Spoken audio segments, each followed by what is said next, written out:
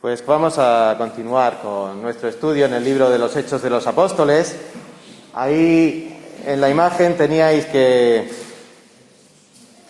vamos a llegar hasta el versículo 31.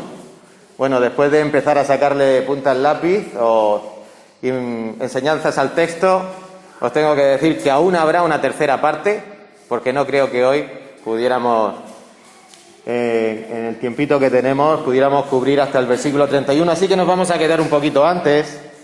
Nos vamos a quedar en el versículo, si no recuerdo mal, el 19, versículo 19. Iremos leyendo el texto a lo largo que vayamos avanzando en nuestra meditación, pero estamos en una situación que yo creo que a principios de año nadie se hubiera imaginado, nadie, ni el más listo. Y he titulado a esta parte de la conversión de Pablo cuando el Señor nos manda a pensar. Recuerdo cuando Nael era chiquitito, 2 años, 3 años, estaba en la guardería y cuando él nunca se ha portado mal, la verdad, pero sí había veces que no hacía todo en su momento, y en la guardería, muy típico de la guardería, es tener el rincón de pensar. Así que nosotros eso lo aplicamos en casa, y si alguna vez estaba un poco revuelto, pues lo poníamos en un rincón durante 1 minuto, decían, no más de 1 minuto. Y recuerdo una vez en la calle Mayor, cuando estaba todavía la mejillonera abierta, que estaba con mi cuñado, y Raquel y mi sobrina, y Nael se puso ahí un poco nervioso, y recuerdo que le pusimos 1 minuto ahí al lado de la puerta de la mejillonera, que está a la subida al edificio, y Raquel le sacó una foto, y esa foto por ahí de vez en cuando va saliendo, y se ve al chiquillo, nada, un petardo pequeño, 2 centímetros que tenía el muchacho, ahora tiene unos pocos más, y ahí estaba durante 1 minuto pensando. Algo había hecho mal y Nael estaba pensando. Ahora ya piensa y sabe que las cosas hay que hacerlas correctas. Bueno, pues cuando estaba pensando precisamente en el texto de hoy y cómo lo dejó Domingo la semana pasada, dije, mira ahí mi Nael en el rincón de pensar. Y ahora nos tenemos que imaginar, ¿el Señor nos ha puesto en estos meses, en estos tiempos, algún momento a pensar? Porque en el estudio anterior, Domingo nos dejó a Pablo, como él decía, sentado en el banquillo, ¿verdad? Sentado en el banquillo. Pero ¿cómo podemos pensar, cómo podemos afirmar que realmente Pablo estaba meditando en lo que Dios o en lo que le había acontecido en el camino a Damasco? ¿Cómo lo podemos saber? Porque no es cuestión que diga, yo pienso que es que el Señor lo puso a pensar. No. Si nos vamos al versículo 11, la segunda parte, nos dice que, he aquí, Él está orando. Y hay que entender que si Él estaba orando, seguramente estaba orando sobre lo que le había pasado. No estaba pensando, Señor, en cuanto se me quite la ceguera, voy a seguir dándole caña al mono. No. Ahí había pasado algo y él estaba ahí orando. Y un poquito más adelante, no solo estaba él orando, sino además Dios estaba teniendo comunión con él y le estaba enviando información de lo que iba a pasar a continuación. Y si leemos el versículo 12, Dios se estaba manifestando a Pablo y le estaba diciendo, ha visto en una visión a un hombre llamado Ananías, que entra y pone las manos sobre él para que recobre la vista. Pablo estaba teniendo claro que Dios le estaba hablando respecto a lo que había ocurrido y lo que había de ocurrir en un tiempo breve. Así que la pregunta para nosotros en esta mañana, en esta introducción, es, ¿reconocemos en nuestra vida cuando Dios nos pone a pensar? ¿Te ha puesto a pensar el Señor en este tiempo? No debiéramos de esperar, eso sí, una especial revelación como la que vemos en el libro de los Hechos. porque las revelaciones especiales del libro de los Hechos pues son o tuvieron lugar en un momento muy singular de la historia de la Iglesia. Recién estaba empezando la Iglesia y no estaba el canon de las Escrituras completo. Entonces Dios tenía que seguir hablando de una manera especial a esos hombres que iban a hacer una obra tan especial. Pero tampoco debiéramos de esperar, puesto que no son los mismos tiempos, pues esa serie de, entre comillas, visiones tan... No me decís nada. Ay, por favor. Esa serie de visiones tan sospechosas como abundantes que se dan en ciertos ámbitos de la Iglesia evangélica. No digo de la Iglesia cristiana, digo de los contextos evangélicos, también entre comillas, donde hay muchas cosas que muchas de ellas son dudosas. Mirad, Dios no es tan complicado. Él nos permite en nuestra vida que se den circunstancias que nos fuerzan a recapacitar. Y nunca debemos de ignorar que esas palabras de Dios que recibimos siempre tienen que estar en consonancia con Cristo y con su palabra. Mirad lo que dice en los versículos del 4 al 6. Vosotros los vais a leer en la versión Reina Valera. Yo tengo aquí la versión Biblia de las Américas. Hay unas pequeñas diferencias que ahora veremos. Leamos el versículo 4. Y al caer a tierra, oyó una voz que le decía: Saulo, Saulo, ¿por qué me persigues? Y él dijo: ¿Quién eres, Señor? Y aquí está la diferencia. Y él respondió: yo soy a Jesús a quien tú persigues. Levántate, entra en la ciudad y se te dirá lo que debes de hacer. ¿Dónde está el resto de vuestro versículo? Bueno, según dicen los estudiosos, es que estos versículos, esas palabras que tenéis vosotros y que faltan en este texto que he leído yo, es que en los manuscritos más antiguos no estaban. Es probablemente que fueran añadidas con lo que sí dice Pablo en los manuscritos antiguos del libro de los Hechos de los Apóstoles, cuando él relata su conversión en el capítulo 26. Así que al copista le pareció que, bien, añadir ese texto que está en el capítulo 26 y ponerlo ya aquí. Pero aquí, por lo que sea, Lucas no lo incluye, pero tampoco nos falta, porque nos tenemos que quedar con lo básico de esa revelación. Cuando Dios me habla, me tengo que quedar con lo básico. Es Cristo quien habla. Es Cristo quien habla.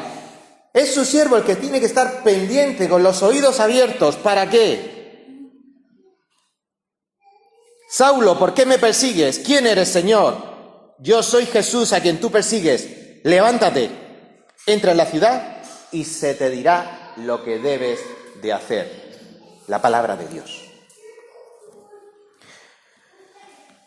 ¿Reconocemos y prestamos atención a la voz de Dios cuando nos habla?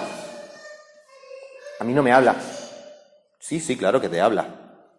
Y tienes que tener y prestar atención. ¿Y cómo me habla? Pues te voy a decir cuando no te habla.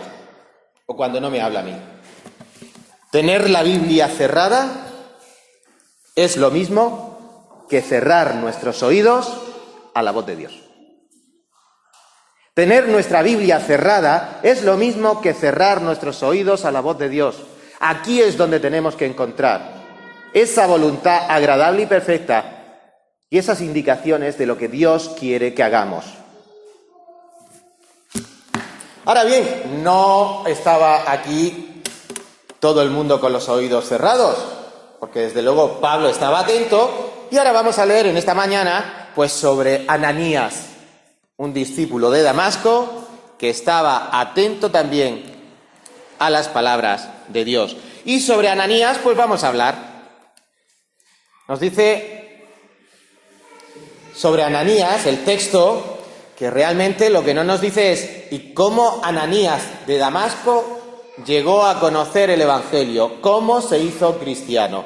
Bueno, esos detalles no nos los da. Pero en estos breves versículos que vamos a leer hasta el 22, hasta el 19, sí nos dice algunos detalles sobre la persona de Ananías.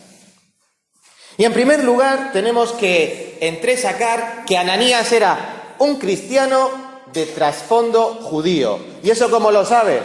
Por su nombre. El nombre es la transliteración al griego de Ananía, que en hebreo quiere decir Jehová le ha favorecido. Es decir, este hombre tenía un nombre hebreo, en el idioma griego se pronuncia Ananías, y ya hemos visto a otro Ananías en nuestro libro de los Hechos de los Apóstoles. Hemos visto en el 5 a Ananías y Zafira, que es el mismo nombre, y hemos visto también a Anás, el sumo sacerdote, nombre corto de Ananías, es decir, que era un nombre común entre los judíos. Jehová te ha favorecido. Así que podemos entender que este hombre, pues con un nombre judío, era, sin duda alguna, venía de la raza hebrea. Si continuamos leyendo un poquito en el paralelo, cuando Pablo cuenta su conversión en el capítulo 22 del libro de los Hechos, sabemos que además este hombre era originario de Damasco, era un vecino de Damasco. No es que fuera un judío cristiano que había huido de Jerusalén y se había refugiado en Damasco, no. Si leemos en 22:12, sabemos que era originario de Damasco porque se nos dice que era un hombre temeroso de Dios y de buen testimonio entre los judíos. Es decir, sus vecinos de Damasco le conocían, no era un desconocido, no era un forastero, era alguien que vivía allí y ya había dado un amplio testimonio de piedad y de buena conducta. Este es Ananías. ¿Y qué hacía Ananías en una sinagoga? ¿Por qué le conocían los judíos si ya era cristiano? Bueno, volvemos a lo que hemos estado estudiando en estos meses, en estas semanas en Hechos. Los primeros judíos cristianos no dejaron de ir al templo. Estamos en un periodo tan en inicio de la Iglesia que casi todos los cristianos, por no decir todos, eran de origen judío. Y estos hombres no pensaban en salir de su comunidad ni de su cultura. Ellos seguían dando testimonio donde vivían. Y vemos en el capítulo 3 a Juan y a Pedro yendo al templo a orar. En el capítulo 5, ahí también están en el templo. Capítulo 2, versículo 46, 3:16, 5:12, 42. Ahí esas comunidades de los cristianos que seguían yendo al templo a orar, se reunían por las casas. Y a partir del capítulo 6 vemos a Esteban en la sinagoga de los helenistas disputando con sus hermanos judíos. Y vemos en el capítulo 9, en el versículo 20, que lo veremos en el próximo estudio, como Pablo, donde primero fue a discutir con los judíos helenistas en Jerusalén, a hablar de Dios.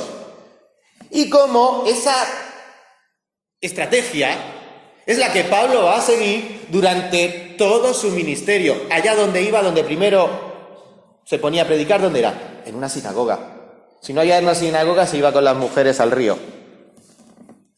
Pero si no, cumpliendo en obediencia el mandato de Jesús. A los judíos primeramente y después a los gentiles.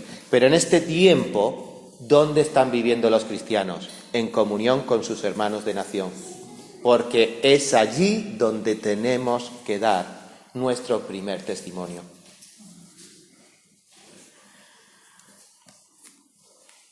Vemos también por estos versículos que Ananías estaba acostumbrado a escuchar y a saber cuando Dios le habla. Y eso se desprende muy bien de la segunda parte del versículo 10. Había entonces en Damasco un discípulo llamado Ananías, a quien el Señor dijo en visión: Ananías. Y él respondió: heme aquí, Señor. No es un Ananías que dice: ¿qué? ¿Cómo? ¿Quién me está hablando? No, está atento e identifica inmediatamente que es Dios el que le habla y dice, aquí estoy yo. Esto nos recuerda también ese pasaje del primer libro de Samuel, capítulo 3, versículo 10, cuando Samuel, después de preguntarle a Elí, dice, la próxima vez que te llame a Dios, dile, heme aquí. Y eso es lo que hace Samuel. Identifica que es la voz de Dios y dice, presente.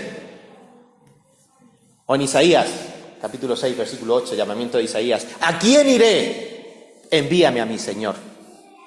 Ananías estaba acostumbrado a interpretar, a saber identificar la voz de Dios. Y estaba dispuesto a decir, Señor, habla, tu siervo escucha.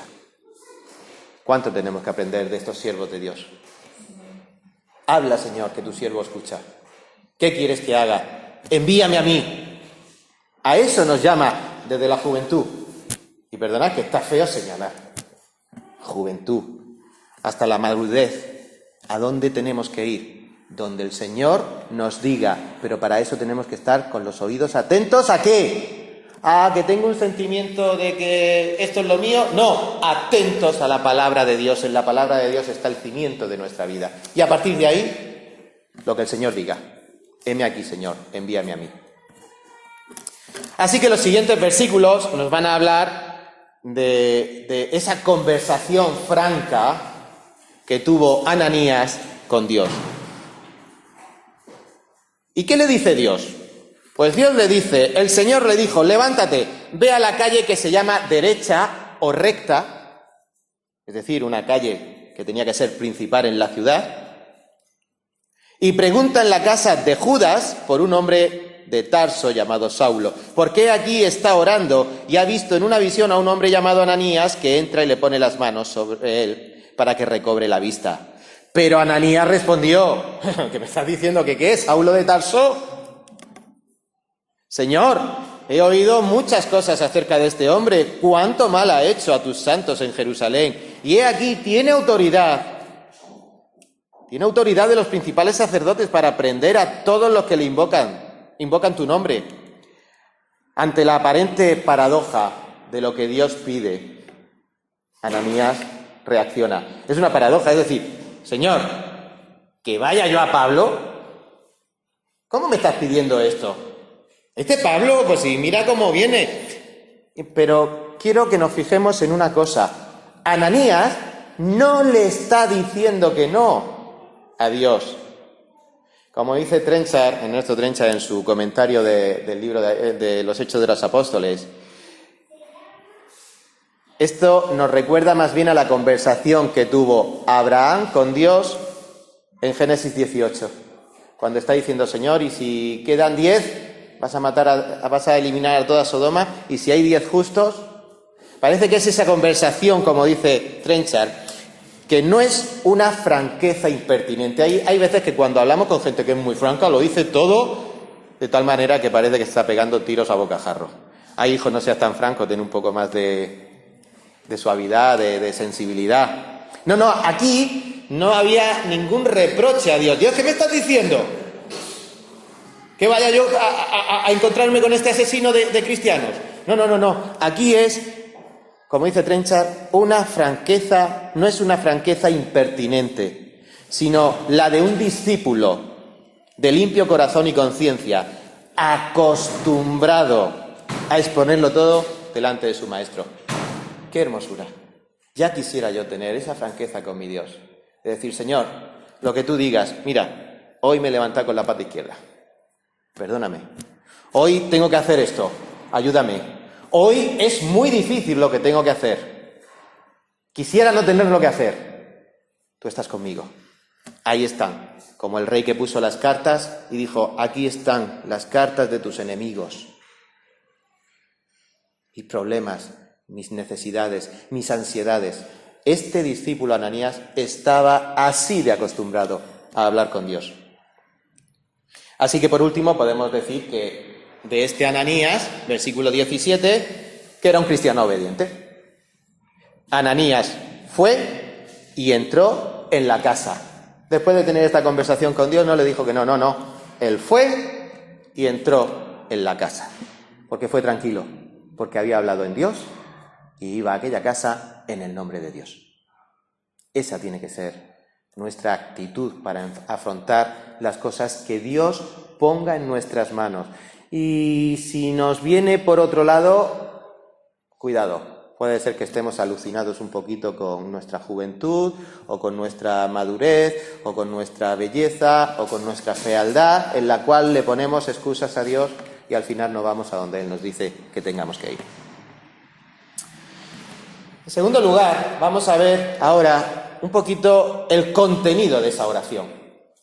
Porque el contenido de la oración también nos da, ya hemos visto un poquito a la persona que ora, ahora vamos a ver el contenido de esa oración. Y nos dicen los versículos 11 y 12 que el Señor le dijo: levántate, ve a la calle que se llama Derecha y busca en casa de Judas a uno llamado Saulo de Tarso. Ahí está el contenido de lo que Dios le está diciendo a Ananías. La casa de Judas en la calle derecha o recta de Damasco. Judas, un hombre real, tuvo que existir. La calle derecha de Damasco tenía que existir. Lucas, eso es lo bueno del escritor Lucas, incluso estudiosos que no son cristianos, pero que ven cómo Lucas escribe, Lucas no va a perder la oportunidad, en su faceta de historiador, de añadir la autenticidad del historiador al texto sagrado, para que sepamos que lo que estamos leyendo no solo es palabra de Dios, es que está con todos los detalles para que se entendamos. Es que los historiadores escribían así para que quedamos. Esto no es ningún cuento. Bueno, podéis decir, de Judas no sabemos nada. Bueno, no ha llegado a nosotros que era Judas. ¿Quién era Judas? Aquí el nombre de Judas está sin artículo, está ahí Judas. Tenía que ser conocido desde luego por Ananías. ¿Sería un hermano de la iglesia cristiana? Puede ser. O a lo mejor este Judas era uno acostumbrado a hospedar a forasteros. Ve al Hotel Manolo, ve al Manolo. Y cualquiera en Cartagena que nos diga, oye, ve al Manolo, que ahí está fulanito de tal, que le tienes que hablar, dice, al Manolo. Podía ser un hotel, entre comillas, lo que hubiera en aquella época para hospedar. Judas está perfectamente identificado. ¿Por quién? Por mí no hace falta. Estaba perfectamente identificado por quien tenía la necesidad de conocer a Judas, que es Ananías. Y luego de la calle recta, ¿qué podemos decir? No sé si quiero enviar a cambio la siguiente diapositiva. Ahí tenéis la calle recta. Existe en Damasco. Ahí veis un arco romano. Bueno, pues es uno de los sitios antes de la guerra que eran turísticos, porque detrás de esa entrada de piedras romanas hay una especie de zoco de centro comercial, hay tiendas, está cubierto, y eso está construido sobre la calle derecha o calle recta de Damasco, que está todavía a la vista desde época del Señor Jesucristo. Damasco es una de las ciudades más antiguas del mundo. Y hay algunos niveles que están todavía de aquella época que están a nuestro nivel. Si nosotros vamos por Cartagena, ¿dónde están los romanos? Pues como mínimo a 1,5 metros, 2 metros por debajo de nosotros. No podemos caminar por los romanos como no sea que nos metamos en un yacimiento. Pero según la zona y la orografía, pues resulta que la calle recta de Damasco, ahí la tenéis. Existe. No perdamos cuidado. Dios no miente. Esto que estamos leyendo no son cuentos chinos de tipos que estaban alucinando. Es la palabra de Dios.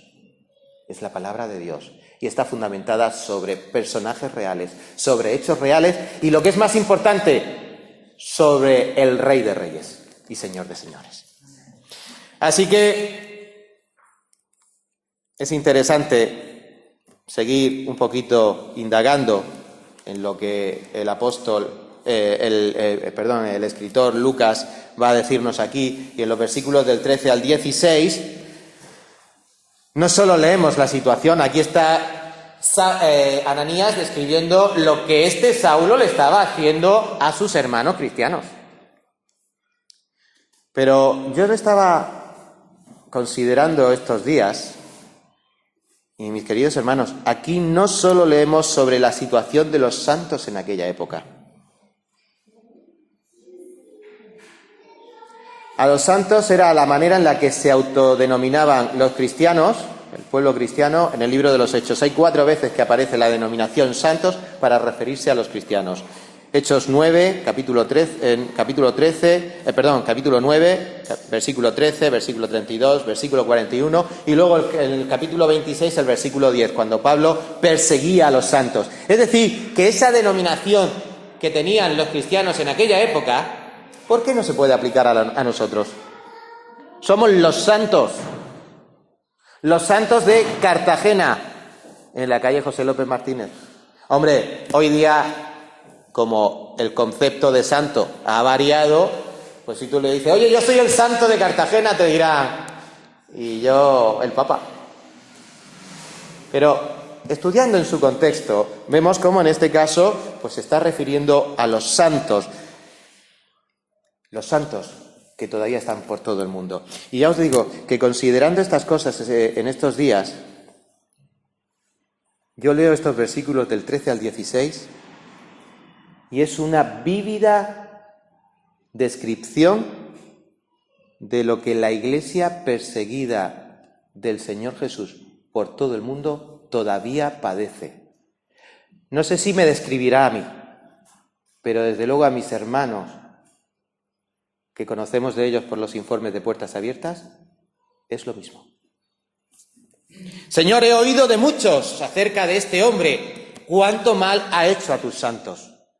¿Cuántos hombres, mujeres, sobre todo personajes de responsabilidad en la policía o en el ejército o en partidos políticos por aquellos países tan tremendos como hablamos, Afganistán, Corea del Norte, China, provocan estos hombres con nombre y apellidos la desgracia y el sufrimiento de nuestros hermanos, los santos perseguidos? Existen todavía, y Dios todavía puede hacer con estos hombres implacables, inmorales, asesinos, que nuestro primer pensamiento sería que le parta un rayo. Todavía Dios puede hacer lo mismo que hizo con Pablo. Para eso tenemos que estar nosotros también, quizá conociendo a esos hombres, para decir, Señor, tócale el corazón, para que sea un Pablo que de perseguir sea perseguido por el nombre de Cristo.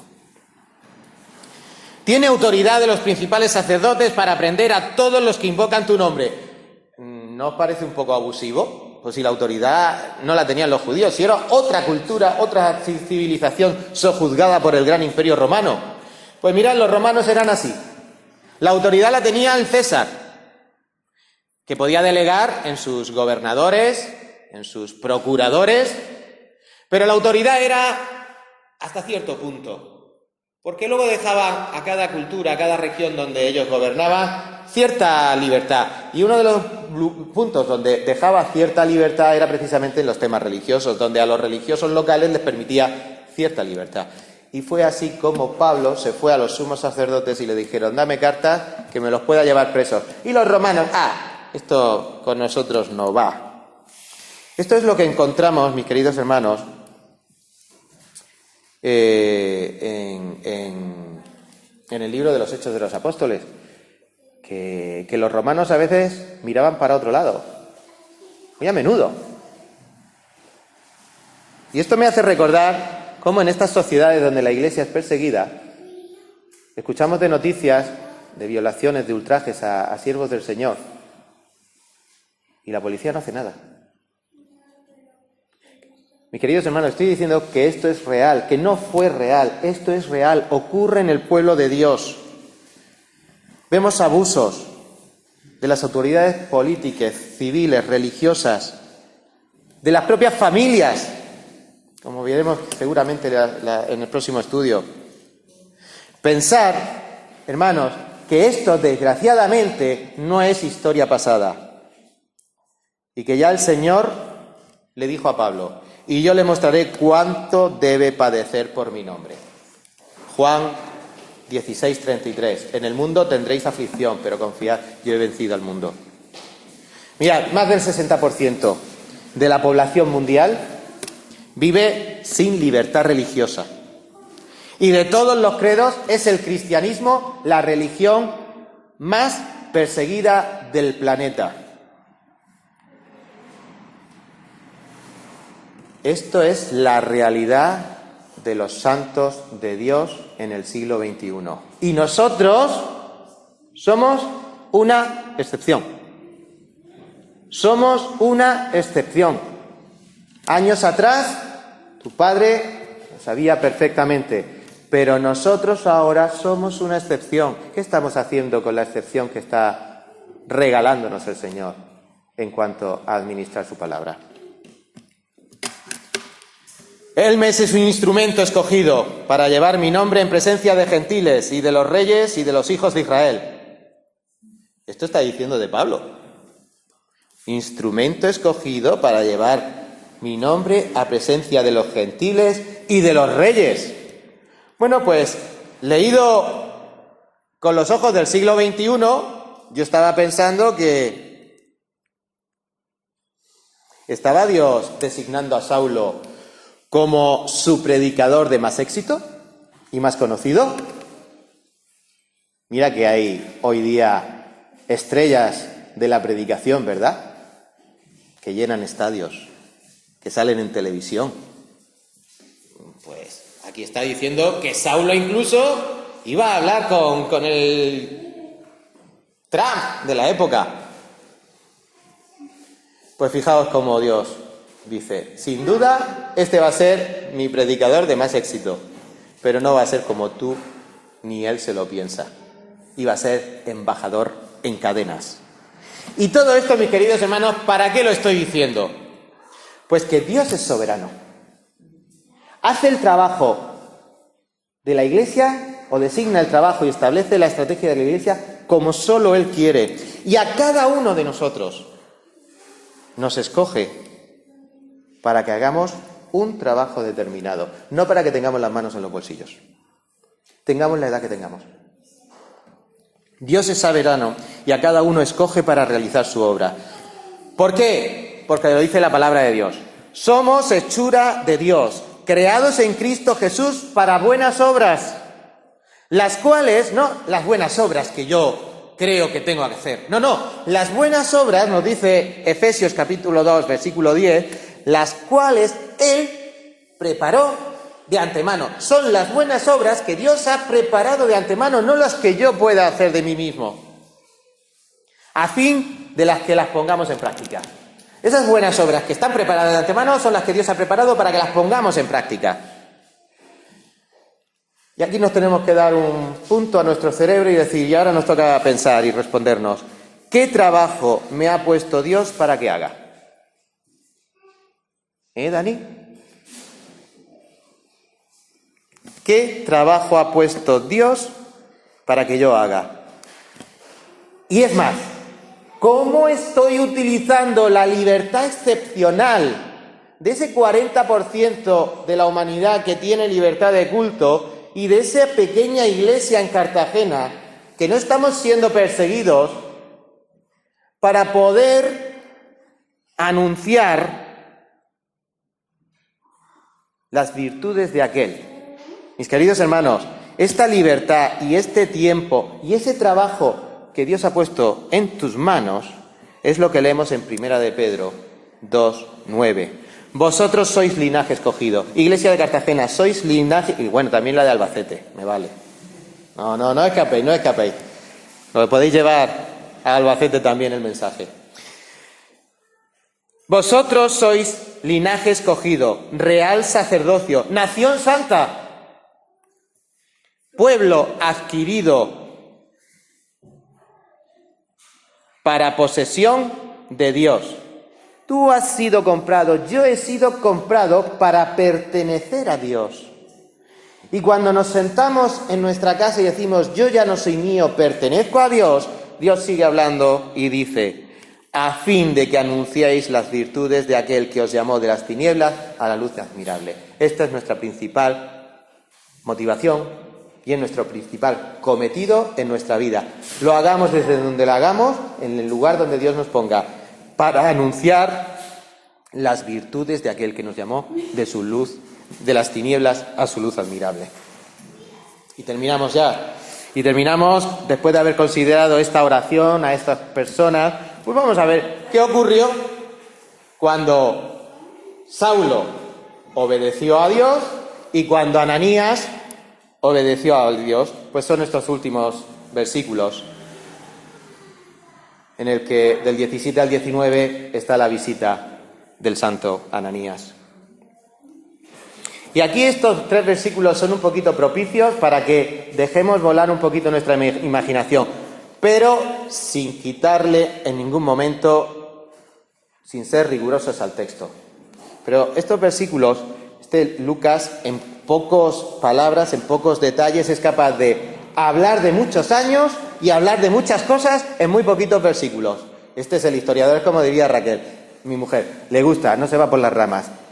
No es un tío de perífrasis, se va al mejunje y en pocas palabras habla lo que tiene que hablar. Bueno, pues lo que pasa es que cuando hablamos en pocas palabras, cada palabra tiene mucho significado. Pues veamos qué es lo que ocurrió. La obediencia a Dios por parte de Ananías y Saulo les trajo la bendición divina. La obediencia trae bendición. Lo que pasa es que la bendición no siempre viene como yo la espero, el mejor coche en la puerta. La bendición también puede venir por un coche de 18 años que aunque haga ruido, también funciona y te hace tu papel. Y no tienes necesidad de hacerle mantenimientos complicados, porque es un coche fiable. Eso también es una bendición, ¿no, Lola? Y que siga cumpliendo años.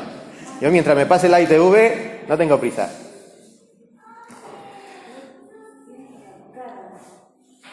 Ananías fue y entró en la casa, y después de poner las manos sobre él, dijo: hermano Saulo, el Señor Jesús, que se te apareció en el camino por donde venías, me ha enviado para que recobres la vista y seas llena del Espíritu Santo. Y al instante cayeron de los ojos como unas escamas, y recobró la vista, y se levantó y fue bautizado. Tomó alimentos y cobró fuerzas, y por varios días estuvo con los discípulos que estaban en Damasco.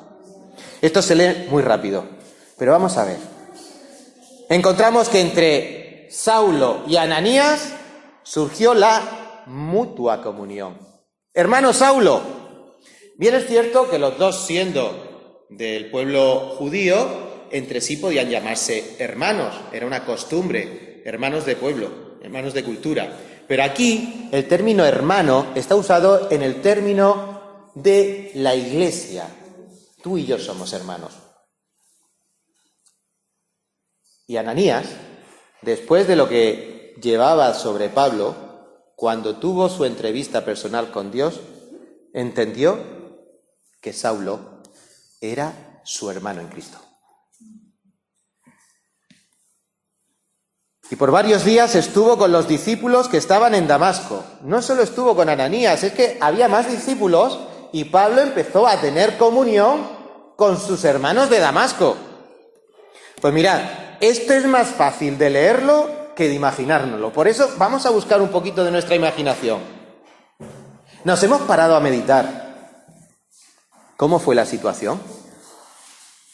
Saulo llevaba todavía, seguramente tenía todavía las cartas que no llegó a dar en la sinagoga. Saulo todavía tenía las cartas para llevar presos a sus hermanos. Saulo todavía llevaría a lo mejor alguna mancha en la túnica cuando apedrearon a Esteban. ¿Nos hemos parado a meditar cómo fue la situación? ¿Cómo fue la restauración de esas relaciones entre Saulo y sus hermanos de Damasco? Después de un comienzo tan dramático, de perseguidor y perseguidos a hermanos. ¿Os imagináis esa situación en nuestra congregación? Yo esto me hace recordar, habréis oído a lo mejor hablar en los años 50 de aquellos misioneros estadounidenses que se fueron a la frontera entre Ecuador y Perú a evangelizar a una tribu que era muy brava, muy guerrera, y cómo fueron muertos esos misioneros. Pero es que la historia de aquellos misioneros no acaba ahí, porque luego fueron las viudas de los misioneros las que fueron a evangelizar a aquella tribu y llegaron a conocer a los asesinos por nombre y apellidos de sus esposos. Y esos asesinos fueron convertidos y llegaron a formar parte de la iglesia que se fundó en aquel lugar. Esta es la mano poderosa de Dios que actuó en la casa de Ananías o de Judas, allá en esa reunión, actuó durante unos cuantos días en Damasco con Pablo, actuó ahí en el Amazonas con nuestros hermanos y quiere actuar en nuestra congregación de una manera poderosa. ¿Os imagináis los sentimientos tan intensos? Los sentimientos, por un lado, de Pablo, arrepentimiento, y por otro lado, la iglesia, los hermanos, de perdón. ¡Wow! Eso es duro, ¿eh? Perdonar. Arrepentirse. ¿Cuánto tenemos que arrepentirnos para mantener la comunión con los hermanos? ¿Cuánto tenemos que perdonar para poder mantener la comunión con los hermanos? Y no pensemos en que yo me tengo que perdonar a este, pero él se tiene que arrepentir. No, tú te tienes que arrepentir y tú tienes que perdonar, porque siempre habrá algo que tengas que arreglar y algo que se tenga que solucionar y algo que te tengan que perdonar y algo que tengas que perdonar. Esa es la enseñanza del Evangelio. Y eso es lo que tenemos aquí, en ese lugar en Damasco, respecto a la conversión de Pablo. Así que Gálatas nos dice que esto no fue algo que, ¡ay, qué buen rollito! Se acabaron los problemas. Pablo perdonado, ahí metido en la iglesia, todos los hermanitos, hermanito, un abrazo, aleluya, Cristo vive. Todo esto no fue solo para restablecer esas relaciones y comenzar a tener todos una visión común.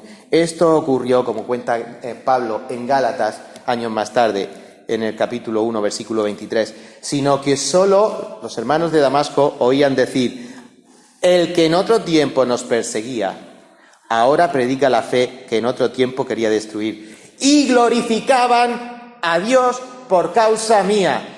Lo que yo haga en esta vida tiene que ser para que vosotros, o el que nos vea, para que glorifiquen a Dios por nuestra causa. No para que digan, ¡uy, qué tío más guapo! No.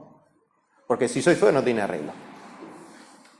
Pero feos o guapos no es lo importante. Lo importante es que Dios sea glorificado en su pueblo. Además, pues, ya terminando, Pablo recibió otros bienes. No solo fue una relación restablecida y una iglesia que empezó a predicar, sino que Pablo recibió edificación espiritual, ya no solo lo nombro de pasada, para que seas lleno del Espíritu Santo, y fue bautizado. Aquella iglesia de Damasco ministró lo que Pablo necesitaba, que era ese fortalecimiento en el Espíritu Santo y, lógicamente, ese bautismo para dar testimonio público de su fe en Cristo. Y algo que también hace falta, mis queridos hermanos, y me ha enviado para que recobre la vista. Saulo recobró la salud, y es lo que pide también el Señor: orad los unos por los otros, ungid con aceite, en Santiago nos lo dice también, a los enfermos. Tomó alimentos y recobró fuerzas. Qué importante, ¿no? Cobrar fuerzas espirituales y físicas. Concluimos.